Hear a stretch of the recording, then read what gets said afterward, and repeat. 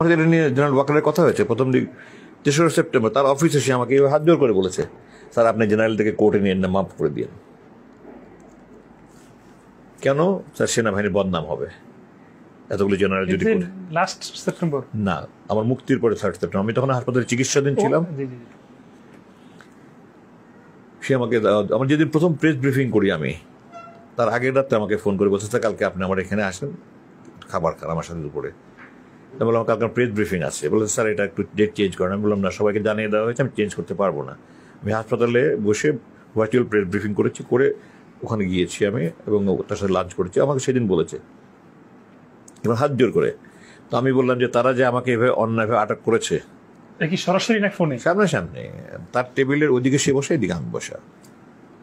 তো স্যার আপনি মাফ করে দেন। বলেন যে তারা যে আমাকে এইভাবে আটক করেছে, অপহরণ করেছে, এগুলো অন্যায় করেনি, জুলুম করেনি, দিশা জুলুম করেছে। তো আল্লাহ তো বলেছে আমি জুলুম হারাম করেছি। তো তারা আল্লাহর আদেশ তো মানেনি, তারা প্রধানমন্ত্রীর আদেশ মানে, তারা আল্লাহকে প্রভু মানে না, তারা প্রধানমন্ত্রীকে প্রভু মানে। তখন বললো স্যার কি করবে, চাকরি তো করতে হবে স্যার। আমি বললাম সেনাবাহিনী চাকরি করা কি কারোর জন্য বাধ্যতামূলক? বাইরে রেজেক্ট নাই। আল্লাহ ওয়ার্ডগুলো কি এমনই ছিল? একেবারে হুবহু এক। আচ্ছা, দুই একটা মানে স্পিরিটটা তো 100% এক, ওয়ার্ড 90-95% সেম। আচ্ছা, আমি বললাম যে কেন সেনাবাহিনী চাকরি করা কি বাধ্যতামূলক? আল্লাহ কোরআন শরীফে বলেনি যে রিজেক্ট দাতা আমি, জি স্যার বলেছে স্যার। তো তাহলে তারা আল্লাহকে রিজেক্ট দাতা মানেনি, তারা প্রধানমন্ত্রীকে রিজেক্ট দাতা মানছে যে এটা আমি অমান্য করলে আমার চাকরি চলে যাবে।